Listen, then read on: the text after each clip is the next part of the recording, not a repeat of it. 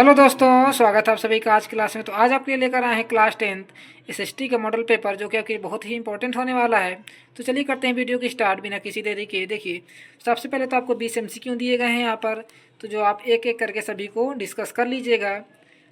और यदि कोई भी डाउट हो, कोई भी प्रश्न पत्र आपको चाहिए तो बोर्ड एग्जाम के लिए, तो उसको आपको कमेंट करके बता देना है। चलिए आगे देखते हैं क्या दिया गया है MCQ में। देखिए, क्वेश्चन नंबर 7, 8 सभी एक एक करके आप अपने मन से डिस्कस कर लीजिए, ठीक है ना। चलिए, यहाँ तक हो गया आपका क्वेश्चन नंबर 11। और क्वेश्चन नंबर 13, संविधान की 8वीं अनुसूची में कितनी भाषाओं को शामिल किया गया है। बहुत ही इंपॉर्टेंट क्वेश्चन है ये, और आपके बोर्ड एग्जाम में भी देखने को मिलने वाले हैं। तो चलिए नोट डाउन कर लीजिएगा इनको, और एक एक प्रश्न का सलूशन भी कर लीजिएगा, ठीक है ना। क्योंकि जितने भी आप मॉडल पेपर लगाओगे उतनी ही तैयारी आपकी बेहतर हो जाएगी। इस बात का विशेष ध्यान दीजिएगा। चलिए, यहाँ तक हो गया आपका। देखिए, आपके यहाँ से 20 MCQ हो गए हैं। और आगे देखिए क्वेश्चन नंबर 21। देखिए क्या दिया गया है। रेशम मार्गनी शिल्प रूट से पूरा विश्व आपस में कैसे जुड़ा है, 3 उदाहरण देकर स्पष्ट कीजिए। यदि ये क्वेश्चन आता है तो कर लीजिए, नहीं आता देखिए अथवा में दिया गया है। ब्रिटेन में महिला कामगारों ने स्पिनिंग जेनी का विरोध क्यों किया, इसके बारे में आपको बता देना है, ठीक है ना। चलिए आगे देखते हैं क्वेश्चन नंबर 22। क्या दिया गया। ऊर्जा संसाधनों के संरक्षण के कोई 3 उपाय समझाइए। या उसके बाद अथवा में दिया गया है प्रश्न, उद्योगों की अवस्थिति को प्रभावित करने वाले 3 मानवीय तथा 3 भौतिक कारक लिखिए, ठीक है। चलिए क्वेश्चन नंबर 23 देखिए क्या दिया गया है। जीवन के उन विभिन्न पहलुओं को जिक्र कीजिए जहां भारत में स्त्रियों के साथ भेदभाव होता है, ठीक है ना। क्वेश्चन नंबर 23 हो गया आपको यहाँ से। आगे देखते हैं क्वेश्चन नंबर 24। देखिए, ये आपका हिंदी माध्यम है। इसके बाद आपको इंग्लिश मीडियम का भी पेपर डिस्कस किया जाएगा। वीडियो पर बने रहिएगा। यदि वो क्वेश्चन नहीं आता है तो आपको देखिए अथवा दिया गया है, राजनीतिक दलों के किन किन चुनौतियों का सामना करना पड़ता है, ठीक है। चलिए देखिए प्रश्न नंबर 24 क्या दिया गया आपको। उपभोक्ताओं का बाजार में किस प्रकार शोषण होता है, या किन्हीं 4 तत्वों को द्वारा समझाइए। किन्हीं 4 तत्वों के बारे में आपको इनको देना है और उसके द्वारा आपको समझाना है किस प्रकार उपभोक्ता का बाजार में शोषण किया जाता है। चलिए यहाँ तक हो गया। फिर क्या दिया गया है। यदि क्वेश्चन नहीं आता है वो क्वेश्चन नंबर 24 का पहला, तो आपको देखिए क्या दिया गया। मुद्रा के प्रकार वस्तुओं का विनिमय कैसे सरल हो जाता है, ये समझाना है, ठीक है। अब देखिए क्वेश्चन नंबर 25 दिया गया है। वर्णनात्मक प्रश्न 2, उत्तर सीमा 150 शब्द। ये आपका थोड़ा सा short question type, very short थे आपके, शॉर्ट क्वेश्चन है।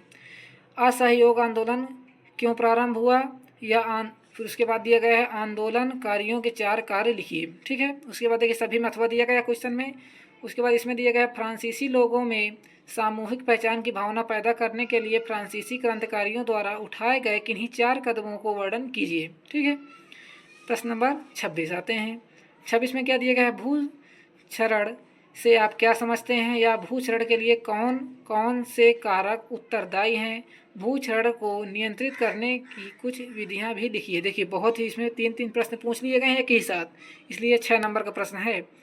उसके बाद देखिए, भारत में सड़कों को उनकी क्षमता के आधार पर वर्गीकृत कीजिए, प्रत्येक के बारे में लिखिए, ठीक। उसके बाद प्रश्न नंबर 27 में आ जाइए। संघात्मक शासन क्या है। उसके बाद दिया गया है किन्हीं 5 विशेषताओं को लिखिए जो भारत के एक संघीय देश बनाते हैं, ठीक। उसके बाद दिया गया है आपका अथवा करके, राजनीतिक दल से आप क्या समझते हैं, राजनीतिक दलों की विशेषता बताइए। उसके बाद देखिए प्रश्न नंबर 28 दिया गया है। वैश्वीकरण क्या है। वैश्वीकरण के 2 सकारात्मक और 2 नकारात्मक प्रभाव लिखना है आपको। उसके बाद दिया गया है उपभोक्ता के अधिकारों के लिए प्रत्येक अधिकार पर कुछ वाक्य लिखिए। उसके बाद देखिए मानचित्र आ गया आपका, यानी मैप भरने के लिए आ जाता है। निम्न स्थानों को भारत के दिए गए रेखा मानचित्र में दिखाइए। चलिए इन सभी को आपको पढ़ लेना है, और मानचित्र की प्रैक्टिस भी आपको करते रहना, क्योंकि देखिए ये कम से। चलिए अब डिस्कस करते हैं इंग्लिश वर्जन के लिए, जो कि आपके देखिए इसमें भी आपके 20 MCQ हैं। जो पैटर्न उधर था वही पैटर्न आपका इधर भी है, बस उधर क्या था हिंदी माध्यम में था, इधर आपका इंग्लिश माध्यम है। तो समझ गया ना। तो देखिए एक एक करके आप सभी क्वेश्चन को डिस्कस कर लीजिए और पढ़ लीजिए। सभी क्वेश्चन के लिए आपको 1-1 नंबर मिलेंगे, जितने भी आपके MCQ हैं।